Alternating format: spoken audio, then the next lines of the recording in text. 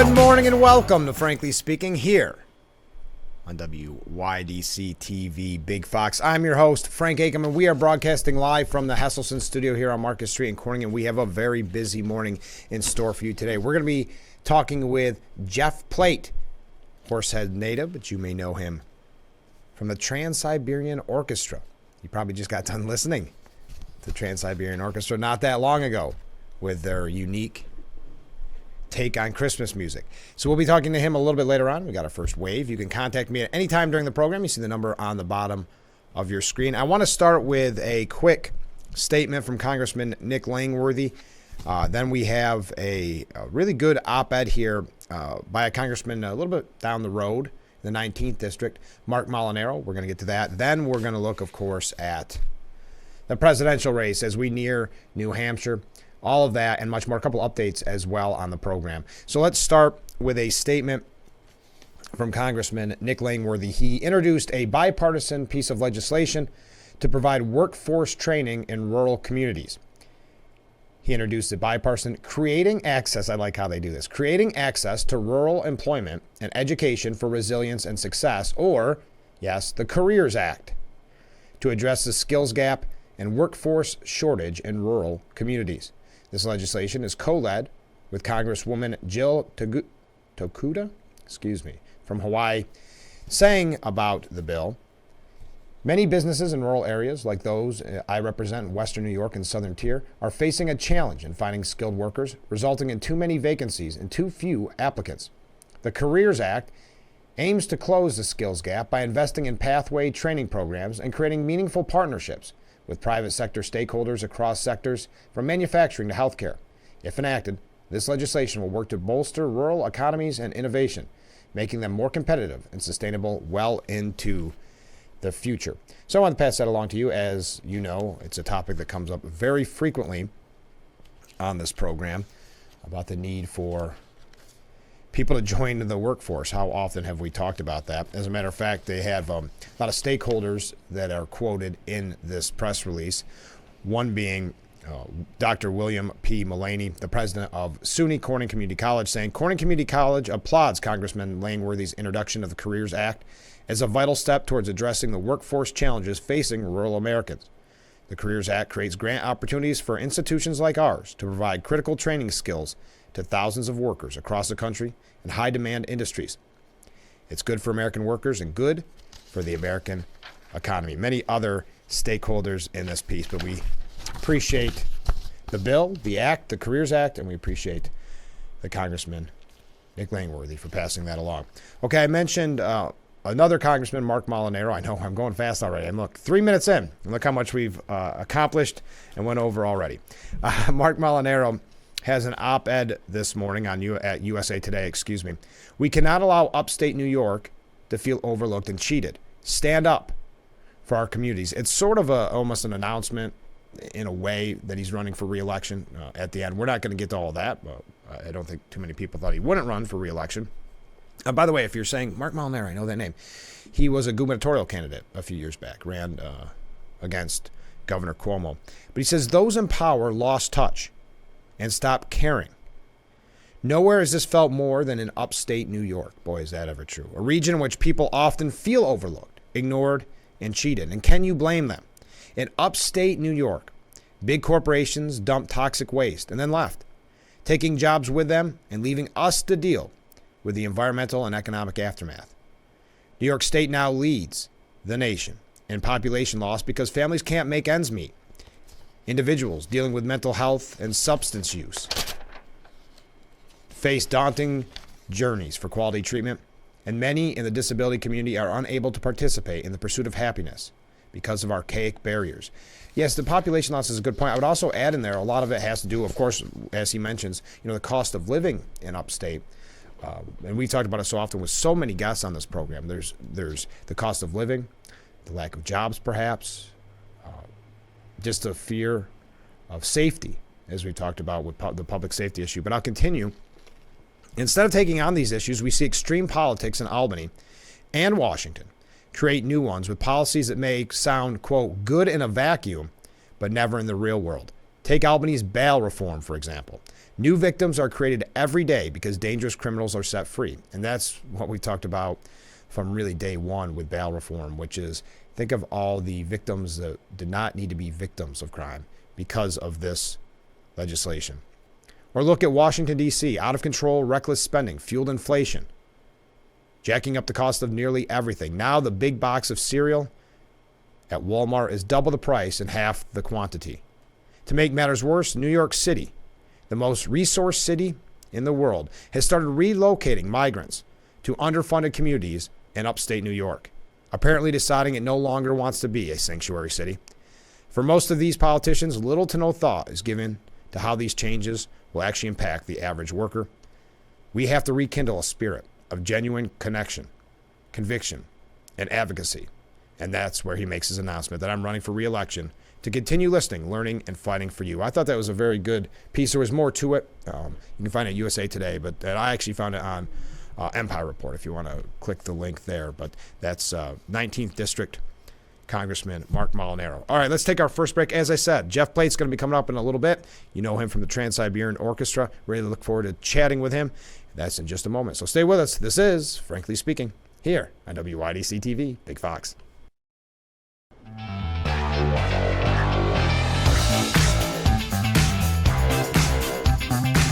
Broadcasting live from the Hesselson studio here on Marcus Street in Corning. I'm your host, Frank Akam, and this is Frankly Speaking on Big Fox.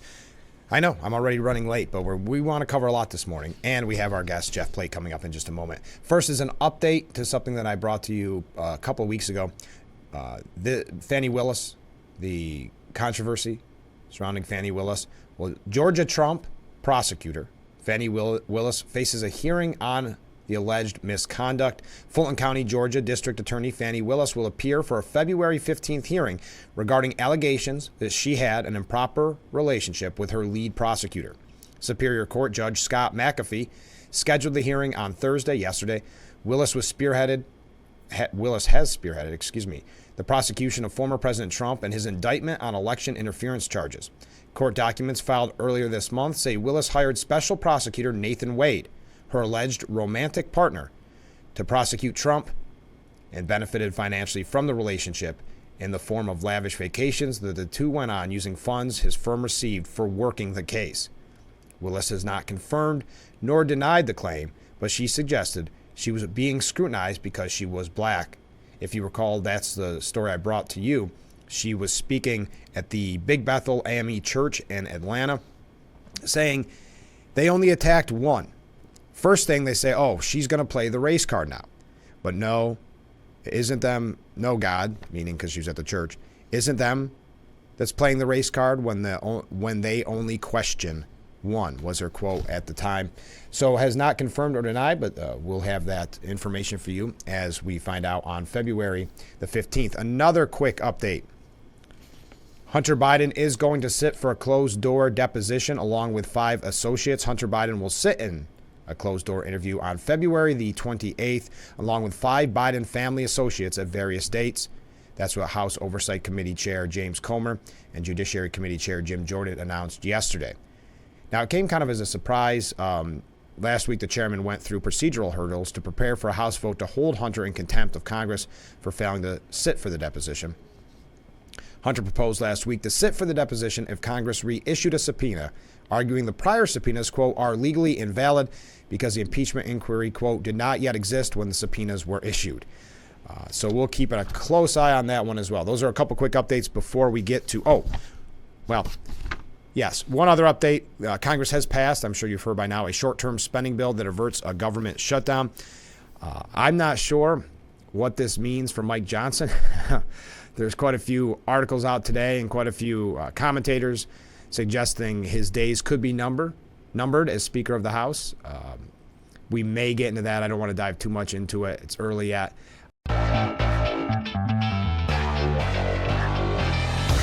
Welcome back to Frankly Speaking here on WYDC TV Big Fox. I'm your host, Frank Akam, and we are broadcasting from the Hesselson studio. I'm so happy to talk with our next guest from the Trans-Siberian Orchestra, Jeff Plate. Thanks so much for being on the program. Good morning, Frank. We've got a lot to talk about, so let's get right to it.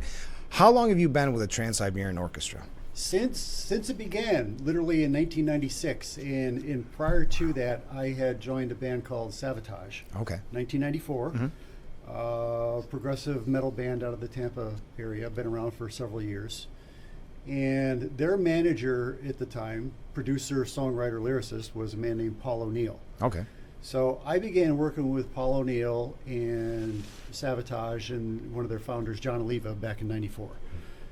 We recorded an album. The first studio album that I did with Savatage was called Dead Winter Dead.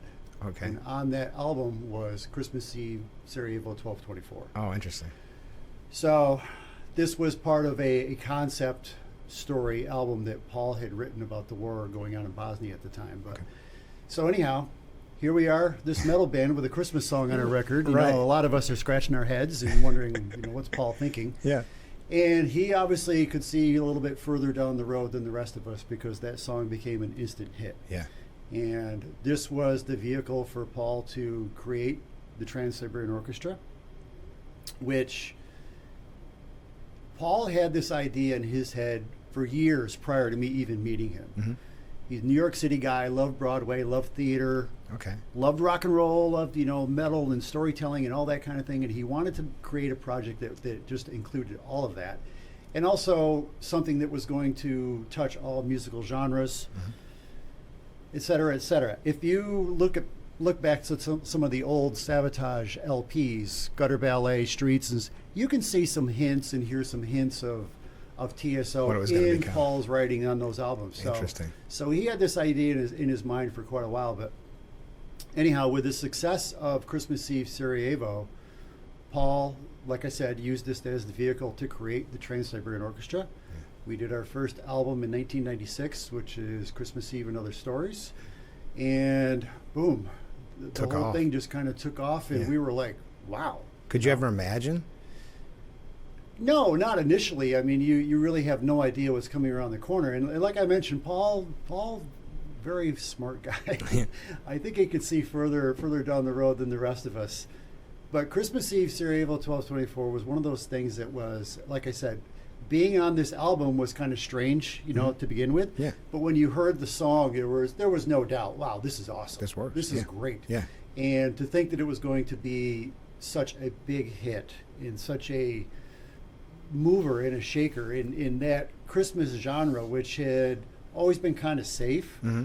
Yeah. And then here comes this song, and bam. Yeah. So this set Paul up to create TSO, and like I said, 1996, all these years later, and that song is still the most popular song in our shows and the driving force behind what we do. When do you start preparing for Christmas as a band to go out to it?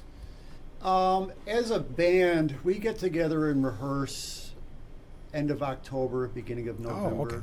Oh, okay. So keep in mind, we've been doing this for a long time. True. And a lot of us have been here for a number of years. I've been here for every year, actually. Mm-hmm. So getting together to rehearse is kind of like riding a bike in some respects. There's a lot of, let's brush the dust off these things. Okay, let's fire it up. We're ready to go. Learn a couple new songs. The big part of our rehearsals is the production part. And for people that have seen our shows, I think they understand what I'm talking about. But you know what? Management and production are literally right now thinking about what is going on, what's going to happen for the next tour. So a lot of planning involved, a lot of building, a lot of testing, a lot of, there's a lot of work to be done all year round. But for my role, for the most part, it is, get done with a tour, take some time off. Next thing you know, it's September, I'm on the radio and talking to people like you promoting the tour. Right. And I want to mention your project, All Terrain, because is that your kind of escape from Christmas music so you can play music that's not just Christmas? No, that really wasn't the thought behind it. All Terrain was just something that, I've been doing this music thing for a long time. And I think for most of us, you always kind of dream about, hey, I want to do my own record. I want to write some songs. I want this, I want that. So several years ago, I figured, well, I need to do this if I'm going to do this. I'm not getting any younger. Got together with some local guys and said, hey, I have some ideas. Let me present them and let's see what we can make of this. So Tommy Cook, guitarist and vocalist, he's from Sayre. I've known Tommy for 25 years. Kevin McCarthy lives right in Horseheads. I've known him since 1980. So, and then a couple other local guys, Colin Holloway on vocals and guitar, and Zach Hamilton on keyboards and vocals. Brought these guys all in, and the last person I brought in was a lady named Jane Mangini. She actually plays keyboards with Trans-Siberian Orchestra. So she became the sixth member, and this was a bucket list project. And when you get together with somebody and say, hey, I've got some ideas, you have no idea where it's going to go. Oh, of course. And these guys were great in taking my ideas and my thoughts and making sense of them. So All Terrain was something that really, really took off because of COVID. Oh, yeah. I've talked to so many people that have these side projects because what else do we have to do? Exactly. Yeah. Myself and Tommy and Colin and Zach had a local band called Sunsonic. Okay. We were doing a bunch of 80s hair metal stuff. Yeah. Van Halen, Doc, and that kind of thing. Very talented guys. And when COVID came along, it's like, all right, well, we're not playing live anymore. Right. Let's get together, and I've got some ideas. Let's see what we can make of this. And one thing led to another. So when the first album comes out, Mother's Day, did people think you were just trying to go through every holiday at that point? Mother's Day is actually about Mother Earth. Oh, okay. That's the theme of that song. And it's interesting because years and years ago, I knew the name of this album if I ever made it. Oh, interesting. And I had the idea for the song going back 20, 25 years ago. I've been thinking about this stuff. So it took me a while to get it together, but it finally did. But no, Mother's Day is about Mother Earth. The name of the band, All Terrain, my mother's name is Alta. Oh, interesting. And I had the name of the album. I had the name of the song. I had several songs before I came up with the name of the band. Oh, interesting. And a friend of mine suggested to me, isn't your mother's name Alta? And I was like, yeah, Alta. Bing, Perfect. and then Rain came about, and just trying to juggling that second word around and trying to figure out what makes sense, what fits the style of music that we're doing. Everybody in the band loved the name, so that's what we went with. Do you find, because there is such a loyal fan base to the Trans-Siberian Orchestra, that you get kind of a crossover? Sure. Yeah. Makes sense. Because, your fan base, like you mentioned, is phenomenal with Trans-Siberian Orchestra. It is, and it is varied. I mean, when you come to a TSO show, you see all age groups. Mm-hmm. Yeah. And then the band itself covers so many different genres of music. Plus, I've been doing this from the very, very beginning. So, a lot of people have been following me for a long time. But, it's interesting. When I did this project, even though I've been in TSO all these years and Savatage, and I played in Metal Church, and I've done all this kind of stuff, what the heck is an album by Jeff Plate going to sound like, Yeah. And Curiosity, I think, brought a lot of people along, just to check it out. And we had a great reaction from the first record. So when it come time, to start working on the second one, we knew we had something to build on. We had kind of set up a sound and a formula for what we were doing. And Upon the Horizon is the extension of that. The newest album, Upon the Horizon. One thing that I wanted to ask you specifically, because the music is varied, but it's rock and roll at the heart of most of what you do. Mm-hmm. Was that your influence growing up? So growing up, and I'm gonna date myself, but that's okay. I grew up in upstate New York, in Horseheads, up in the rural country. Mm-hmm. 3 television channels, country music, and an AM radio. Yeah. And that was it. So my parents were big country music fans, and that really was the style of music and the sound that I grew up on. But once I got a little bit older, my mother kind of pushed my sister and I, you need to try some instruments, let's see if you can. Drums obviously worked out for me. But, then all of a sudden, watching television and, oh, wow, American Bandstand, that's kind of cool. Yeah. And then, the Soul Train. Yeah. That's kind of cool, too. And then a little bit older and, wow, Midnight Special. Yeah. Okay, can I stay up late and watch that tonight? So the biggest influence, honestly, when I was young was country music. Because we watched Hee-Haw every Saturday night. Who did? Roy Clark, Buck Owens, all those guys. Fantastic musicians. Oh, my goodness. But I think I was 12 years old, and I saw Chicago on television. and absolutely loved their sound and their music. Chicago 7 was the first album that I ever bought. And there's another band too. Obviously we had AM radio, so I was hearing Doobie Brothers, and I was hearing Elton John, the Stones and stuff like that. Bachman Turner Overdrive. Oh yeah, really underrated when you think about it. We know the one or two big hits they play constantly on the radio, but they're really an amazing band. Hey, huge for their time. Yeah, Taking Care of Business, Let It Ride, Hey You, a lot of great stuff. But that was like the first rock band that really caught my ear. Interesting. So I had country music, I had Bachman Turner Overdrive, I had Chicago. Yeah. And then in 1975, I see Kiss on the Midnight Special, and that's put me in another orbit, and here I am. Isn't that funny? One thing I want to go just before we go, I wanted to bring up, because you were telling me this off the air, and I was shocked to hear this. I know that you guys have played all over and had amazing tours, but charity is such an important part of everything you do when it comes to the Trans-Siberian Orchestra. Yes, absolutely. It was amazing. Paul O'Neill was a very, very generous, compassionate man, and he instituted this policy. We are going to donate $1 per ticket sold, every ticket that we sell, to a local charity. And usually the local radio station, the presenting radio station, chooses the charity. Oh, isn't it? So to date, we've donated close to $19 million, if not more. Wow.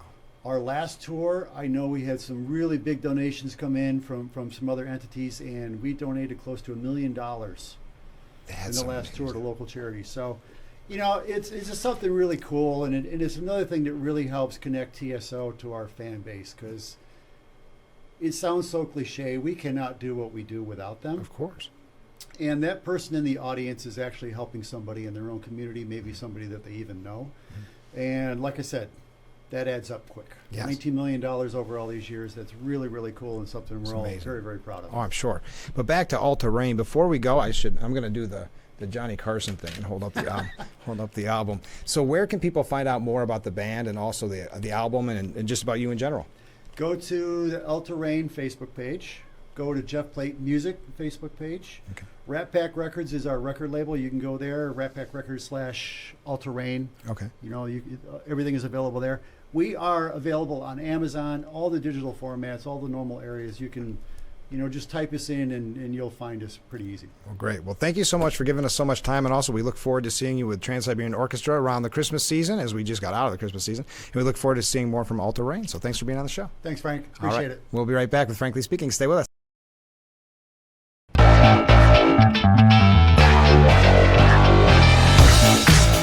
And we are back with Frankly Speaking here on WYDC TV Big Fox. Thanks again to Jeff Plate for being our guest. I want to put a little bit of his information up here on the screen. There's where you can find out all about All Terrain, with where you can download their music. Also, there's the band. Good looking picture there. Find out more at ratpackrecords.com. And while I'm showing you this, I want to put this up as well. There's all the information you need to know. And I received this nice comment during our interview. Thank you for all the joy. This is obviously to Jeff. Thank you to all the joy TSO helps to bring, not only during the holiday season, but something that can bring happiness year-round. And doesn't that point, and that's a great message, doesn't that point to, at the end when we talked about the charity aspect, which I had no idea about. We were just chatting off the air, and it came up. That was really, really interesting to me, how much they've donated through the years. So thank you again to Jeff Plate for being on the program. Okay, so yesterday, how do I segue from a fun interview regarding music and Christmas music and to this? Congress passes, I'm not going to, I'm just going to do it. Congress passes short-term spending bill that averts a government shutdown. This is happening so often. Correct me if I'm wrong, maybe you've been following it closely. This one wasn't even all over the news. I think people are just used to it that, it's been a couple months. Are we doing this again? Congress sent President Biden a short-term spending bill on Thursday that would avert a looming partial government shutdown and fund federal agencies into March. Oh, wow.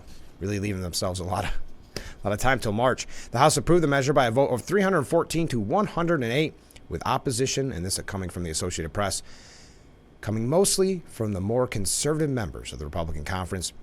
Shortly before the vote, the House Freedom Caucus announced it strongly opposes the measure because it would facilitate more spending than they support. Nevertheless, about half the Republicans joined the Democrats in passing the third stopgap funding measure in recent months. The third one in recent months. I can't remember the number. I should have texted them, but former Congressman Joe Semplinsky, who was in office for 4 months, how many of these did he vote for? It was something like 3, something just wild. He voted against, but that came up for a vote. The action came a few hours after the Senate had voted overwhelmingly to pass the bill by a vote of 77 to 18. Now, Speaker Mike Johnson is under pressure from his right flank to scrap a $1.6 trillion budget price tag he reached with Senate Majority Leader Chuck Schumer earlier this month. It's Groundhog's Day in the House all the time. Every day, yet again, spending money we don't have, said Chip Roy. Now, the Washington Examiner has 4 signs that Mike Johnson's days as Speaker could be numbered. Well, they're all pretty obvious. Marjorie Taylor Greene had made some threats. She began sounding the alarm on Johnson's removal last week, issuing her first threat to vacate the speakership if he struck a deal with the Democrats. Then you had Chip Roy's similar warning. This was last week, telling CNN he didn't prefer the option, but that he would be left with no choice. We're spending more money we don't have. It's just more of the same. And as you know, I wish Speaker Johnson wasn't doing this. I'm very disappointed, and hopefully we can try to figure out what we can do to change it in the next few days. It's like a quote that I saw from somebody. This was a hand he was dealt. I mean, we have such a slim majority in the House, getting slimmer by the day, it seems like. Representative Eli Crane's comments, as well as the third signal that his days could be numbered. Speaking with reporters, Crane toyed with the idea of removing Johnson, referring to the motion to vacate as a, quote, good tool. If things continue to go the way they're going, do I think that's a possible outcome? Absolutely. And finally, the general discord within House Republicans. Many House Republicans outside of the Freedom Caucus believe that Johnson is in, quote, way, way over his head and may be removed soon. Significant concerns growing about Mike's ability to jump to this level and deliver conservative wins, anonymous representative said. Growing feelings that he's in way, way over his head. As much as there was valid criticism and frustration with Kevin, Mike is struggling to grow into the job and is just getting rolled even more than McCarthy did. I don't know if McCarthy got rolled. What's interesting is McCarthy had kind of trained for that his whole life, wanted it very badly. Mike Johnson, as we know, this isn't a negative thing necessarily, but came out of nowhere. So, unfortunately, that's probably something we'll be watching closely in the next few weeks or months. Okay, let's move on to presidential. And please feel free to weigh in anytime you see the number on the bottom of your screens. We've got a good, healthy wave count this morning. I really appreciate it. I appreciate all the comments about Jeff Plate being on the program. People going down memory lane. That was really nice. And I really enjoyed that interview. And I got the great album out of it. Isn't that nice? So, there's article after article about Nikki Haley as the media tries one last attempt, because New Hampshire, as this piece actually, weirdly enough, from France 24, saying it's a make or break bid for her in New Hampshire. That it's an uphill battle no matter any way you look at it, but you do have a very few here and there articles saying she can still do it. There's a lot of wishful thinking from the media. Her polling numbers, donations, and endorsements have surged in recent weeks, which is a good point. But her long-nurtured hope of a one-on-one battle with Trump was dealt a blow when she came in a distant third in Iowa. Yeah, that would have been the real deal-breaker if she had the chance to move forward. If Haley had a good showing in New Hampshire, it's going to shift the momentum, energy, and excitement behind her campaign going into South Carolina. That's what Haley backer and former Maryland Governor Larry Hogan said. Well, yeah, she would have to have a really good showing, but originally they were selling it as she was going to win New Hampshire, remember? Now it's kind of downplayed to if she does okay. Now, something to keep in mind, by the way, why this is very important, even though Trump had, 51% in Iowa, so you say, wow, that's such a decisive win. Did you know, though, that if he wins New Hampshire, no candidate has ever lost the race after claiming the first 2 states, meaning the nomination? This has made the Granite State the whole ball game for Haley, with fundraisers reportedly threatening to jump ship if she does not win outright. It just really quick, because I know I keep mentioning it, and I actually have article after article about this, which I don't want to dive too much in because I am running late. But even in this article by France 24, they mention the dog whistle, the racist dog whistle, which, again, I have had yet to have anybody explain to me why referring to a candidate by their first name, their given name, is a racist dog whistle. They say it draws attention to her heritage. Well, first of all, I mean, her heritage, rightfully so, comes up quite a bit in her speeches and in the media. So I'm not sure why bringing up her real first name, because I guess her middle name's Nikki, is a racist dog whistle. But I bet you I have 4 or 5 articles today that just mention it. And, of course, she was asked last night at the town hall. She did have that CNN town hall. We're going to get to that because we're not going to focus all on Nikki Haley. I have a lot about one thing about DeSantis and quite a bit of information about the former president, Donald Trump. So stay with us. This is, Frankly Speaking, here on WYDC TV. Big Fox will be right back.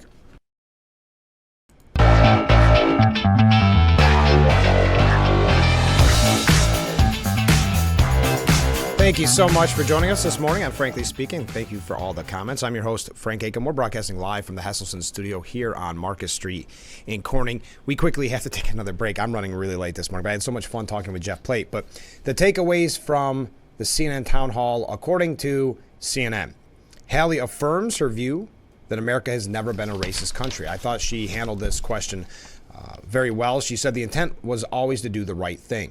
Now, did they have to go fix it along the way? Yes, but I don't think the intent was ever that we were going to be a racist country. She gave her own background and history dealing with racists, and it was just interesting the way she handled it, because you knew that was going to be a very big question. Haley took on Trump and Biden, commenting essentially on their age, and kind of the chaos is the term that she uses so often to describe Trump that he brings. She said, I want to bring people in the party because at the end of the day, we have to heal and unify as Americans. And then she responded, so this is just accepted, that him using, meaning Trump, using her first name is a racist dog whistle. I would love to know what the over-under on that was a couple days ago on how many times that'd be mentioned. Because literally, the headline right here, responding to Trump's racist dog whistles. She said, I know President Trump well. That's what he does when he feels threatened. That's what he does when he feels insecure. And there's a piece, we got to go, but Frida Gillis, at CNN. She said, why New Hampshire isn't Haley's only shot to be the GOP candidate. And basically what it boils down to is if Trump, gets arrested or whatever the case may be. But the whole piece goes on to say that she hasn't done enough to go after Trump, that she should be calling out Trump, that because she made a comment that she would pardon Trump. She did kind of preface it a little bit, but that she would pardon Trump, but that she would vote for him and that type of thing. So obviously Frida Gittis, not happy with any of that. But at the end, it's not just a one-of-a-kind election because of Trump. It is also because of Haley, who despite facing what might be the most flawed and certainly the most legally embattled rival in the history of U.S. democracy, she said she would vote for Trump even if he's convicted and would pardon him if she's elected. She can only hope the road ahead includes something legally slippery that takes Trump out of the race. Legally in parentheses. Something legally slippery that takes Trump out of the race. And more, I would say, projecting, hoping from the media. Haley would pardon Trump under certain conditions. That's another takeaway from the town hall. And she focused a lot on foreign policy because of her time at the UN. We got to take another short break. Stay with us. This is Frankly Speaking. We're moving fast on this Friday morning edition.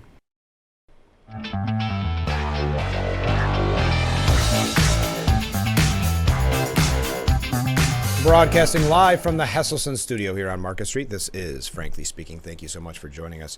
So Ron DeSantis says his regret, he was on Hugh Hewitt's show, said his regret was his early strategy of avoiding media.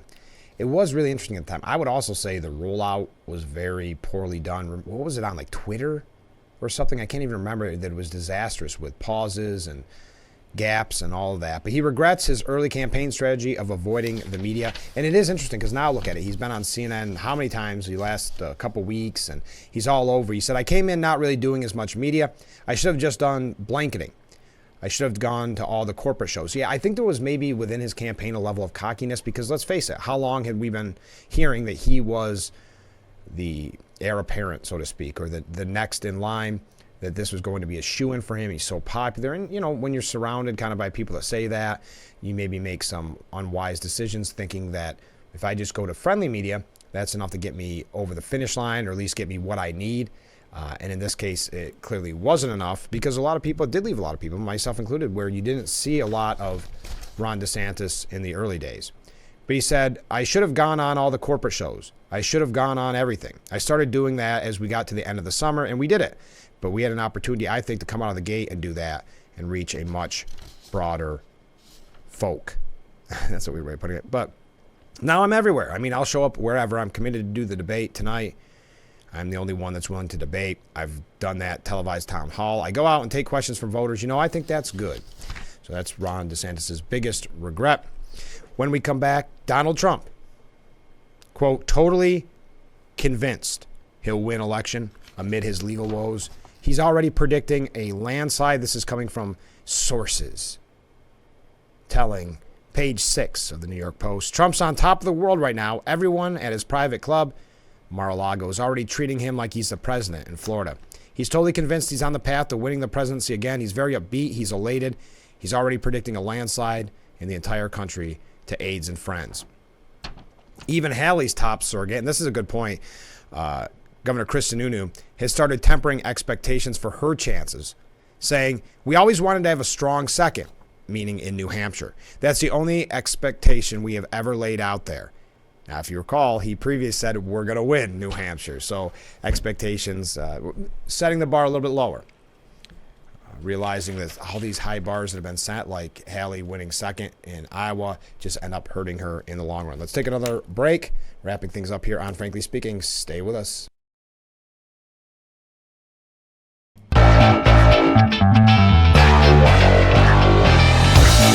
We are back with Frankly Speaking here on Big Fox. I received this comment. Should I throw my vote to RFK Jr. if Trump is so positive he has it wrapped up? Yeah. I always root for the underdog. Yes, I know it's. I don't care who the candidate is. I always say I'm someone that believes you don't want to jinx things, right? So if Trump's going around saying that, but again, it's an anonymous source, and I appreciate the comment from the viewer. Trump did urge the Supreme Court to reverse the Colorado ruling, saying there'll be chaos and bedlam if he's kept off the 2024 ballots. And to follow that, hundreds of top GOP lawmakers urged the Supreme Court to keep Trump on the ballot. Some 179 of the 269 Republicans in Congress signed on to the amicus brief backing the ex-commander-in-chief, saying, in polarized times, it's easy to cast an opponent's rhetoric about the outcome of elections as encouraging others to obstruct the peaceful transfer of power.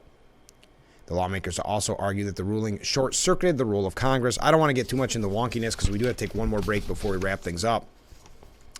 But Ted Cruz and Steve Scalise led the brief for their respective chambers in Congress. McConnell, who signed on and has been kind of a back and forth with Trump, he signed on to it as well. Now here, just to give you an idea of what we're dealing with, notable Republicans who declined to sign: Senators Susan Collins, Lisa Murkowski, and none other than Mitt Romney, the same Mitt Romney that was begging to be, Secretary of State when Trump was in office. Just kind of interesting. It's hard to imagine an actual insurrectionist quickly asking for peace and encouraging disbandment. The GOP signed on to it. So we've got to take our last break. Then we're going to go through a lot quickly, but it's important still. So stay right there. This is Frankly Speaking.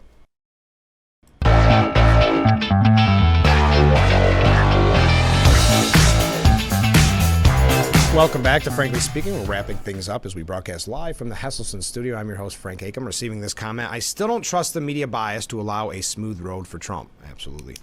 All the so-called chaos has obviously been a massive attempt to keep him down. I'm afraid the anti-Trump crowd will get more desperate as time gets closer to the election. It is going to be interesting, speaking of the media avenue of that, because they are getting more desperate. Well, look at this. Trump is building his power at home while global leaders dread his return. What the media doesn't understand is many Trump voters see that global leaders dread his return, and they look at it and say, yes, that's one of the reasons that we're voting for him. They don't, but the media looks at that as a negative. Keep that in mind. But more to that, after Trump's big win in Iowa, liberal journalists are targeting the GOP's evangelical base. The mask is entirely off. We brought this to you yesterday where, was it Joy Reid who said we no longer can just ignore the voters in a way or not focus on them. We have to go after them as journalists. You're not supposed to just report anymore. You're supposed to go after the voters. And that's exactly what they did, questioning their Christianity, trying to paint Trump as some messianic figure. Really, I believe, unacceptable things.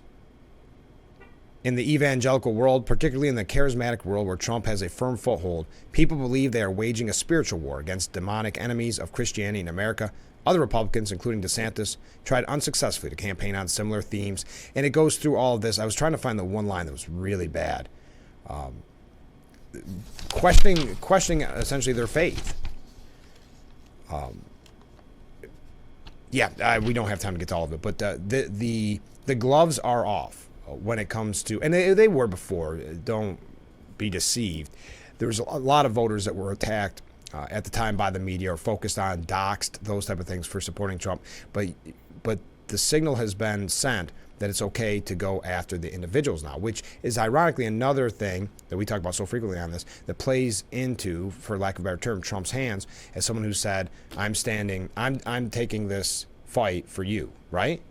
And so now they're saying we're going to go after the voter. Very interesting. Eric Holder, you remember that name from the Obama administration, former attorney general, said American democracy could end with the election of Donald Trump. He was on Joy Reid's program. The irony of this is it seems like someone gave him the talking points probably 2 months too late, because he said essentially what we've heard over and over. And I know it's going to be a broken record, but they're happy with or comfortable with the notion of autocracy, of dictatorship, as opposed to democracy. And people say, wait a minute, Holder is overstating the case. That is not overstating. You have to take them at their word and look at what it is that they are proposing and the impact of the policies that they will try to put in place. American democracy could end with the election of Donald Trump.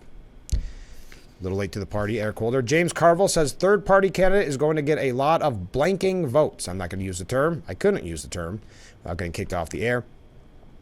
He said he's going to get a lot. And speaking of that, Andrew Yang, you remember that name? Andrew Yang ran for president. He endorsed Dean Phillips, Democrat Dean Phillips, who is still running against Biden for president, knocking Biden's age as reinvent grandpa. We are out of time for today's edition of Frankly Speaking. We were out of time. Thank you to Jeff Plate for being our guest. Find out more about Alta Rain. You can find it online.